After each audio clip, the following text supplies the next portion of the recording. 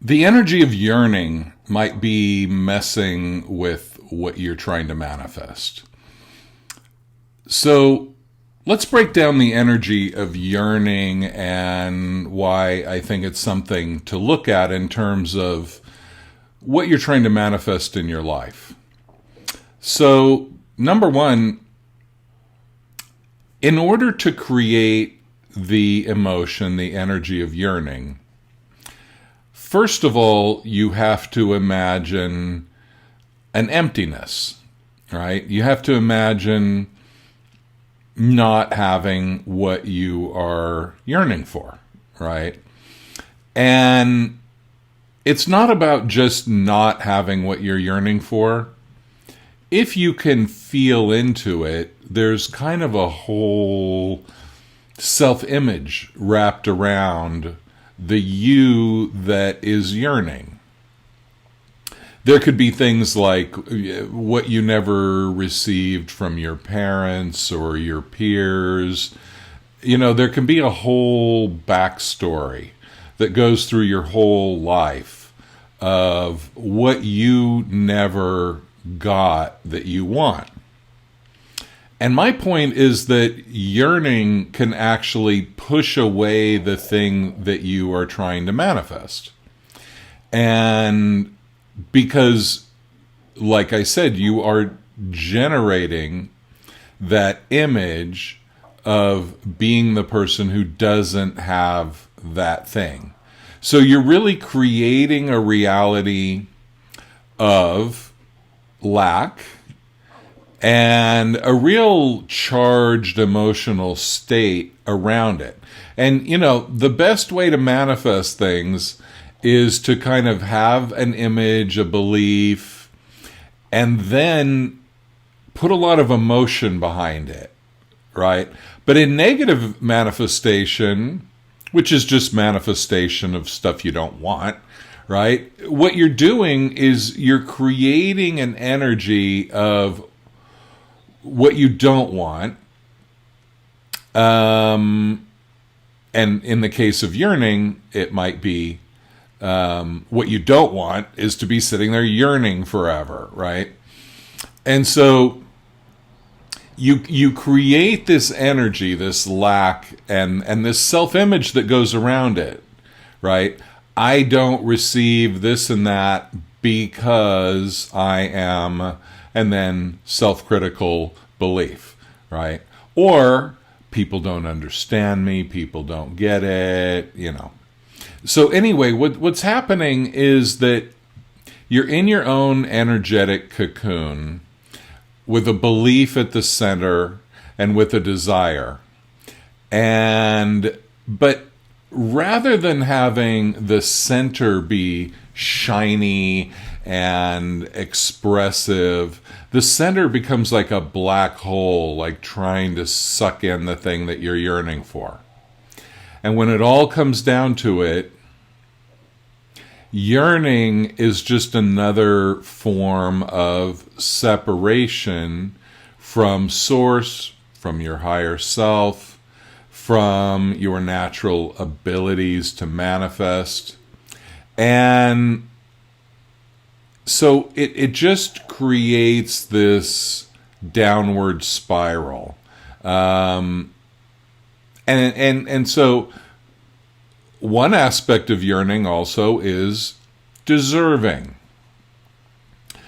So the reason a lot of people yearn for things is because deep down they feel like they don't deserve it, but then mentally they think, well, I know I do deserve it. And then there's that frustration between the two. And then there's a bunch of yearning to achieve the result, to manifest whatever it is, so that then you can prove to yourself and everybody else that you're not this negative self-image that probably only you are really carrying around and inventing every day when you wake up in the morning. Okay, so yearning has an underlying thing of not deserving, not receiving. There can be depression, there can be frustration and anger, right? But it's creating a reality where you're a victim and you're powerless. And so I just want you to imagine that all of this is creating a reality that keeps perpetuating itself. And it's kind of like quicksand. The more you struggle, the more you get pulled into it. So what do you do about yearning? How do you reverse this? The way you reverse yearning is, number one, drop the idea, temporarily, don't worry, of what you're yearning for. Give it up. Get comfortable with the idea, well, maybe I won't get that. Because maybe you won't. Maybe you're not even supposed to. Maybe you don't need to. Maybe it would be a diversion. You know, if you would have gotten every job that you ever wanted, it might have been worse than what actually happened. If you would have gotten every relationship that you wanted, would it definitely have been an improvement? Can you absolutely be sure of that? So the thing is, when you align to the energy of yearning, you manifest things that are in resonance with the energy of yearning. Maybe you manifest other people that are frustrated and they're yearning for things. Maybe you manifest people that have what you want and dangle it in front of you and tease you and manipulate you. Right? But you're the one holding the charge. So you get grounded. Number one, you let go of whatever you're yearning, at least temporarily. And you just get into your own energy. You need to, instead of having this black hole in the center that's trying to desperately pull things in, you need to turn that around and become the pure expression of your authentic self. Now, that might sound like a really hard thing to do, but in essence, it's not that hard if you just commit to being authentic, to being honest about who you are. First, within yourself, and then you can branch out to others. Save it for work.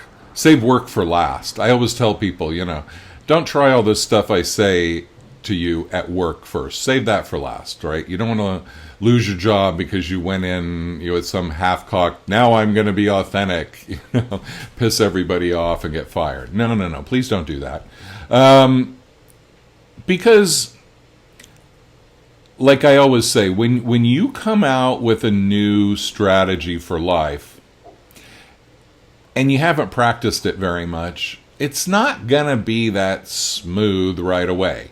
My analogy is like if you have a faucet, if you have a faucet that hasn't been turned on in 5 years, and you turn it on, you don't want to drink that first glass of water. You want to let it run. You want to let it flush out a little bit. And when you go on this path of being authentic, there's a lot of pitfalls. Right? There are a lot of things where it's actually a reactive pattern that you're like, well, I'm going to be authentic and tell them what I think.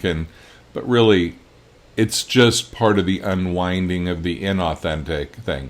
Yearning is inauthentic because you are an aspect of the divine manifesting something. And if you want to manifest yearning and lack and all of that, I've done plenty of that.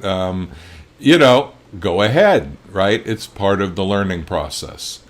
But so imagine yourself, rather than the black hole, what's the opposite of a black hole in my mind? And it might not be scientifically valid, excuse me. But the way I look at it, the opposite of a black hole is a big bang. And so I often say you can choose. You can be a black hole of neediness, of yearning, or you can be a big bang of creation, of expression, of outwardly flowing energy. And when you change from the yearning energy into the Big Bang expression energy, then you broadcast your frequency. You broadcast it wider, right? It goes farther. It has more impact. And it has more ability to align with similar energies out there, energies of people, energies of projects, jobs, whatever. And you start manifesting those things. When you come from the place of yearning, obviously you just create this reality based on lack. And when you focus on yourself and broadcasting your authentic frequency, you send energies out into the world, into your environment, into the universe, into other dimensions that attract people and experiences to you to be a manifestation of your life purpose. Now, the other thing with yearning is, as with many emotions, if you don't try to resolve the yearning, but you just sit and feel the energy of yearning, right? It's like if you were trying to quit smoking, right? You feel the energy of I want a cigarette, and then you don't get a cigarette, and then you feel that yearning for a cigarette, but you don't match that, you don't respond to that with a cigarette, you just allow the feeling to be there. So look at my other videos on emotional processing and you'll get more ideas on how to do that. Or put a question in the comments, and if there's something you want me to describe more fully. But anyway, ponder this issue of yearning and whether you'd like to flip that around. If you need help doing that, if you need help with somebody walking you through, I do phone sessions or in-person sessions in Southern California, and we can work on that. But, I can work on you from anywhere in the world by phone, and we can repattern that. If you want to find out about that, just email me at andysway@yahoo.com or check out my website, andysway.com. Thanks for watching today, and good luck on getting over this process of yearning. Thanks.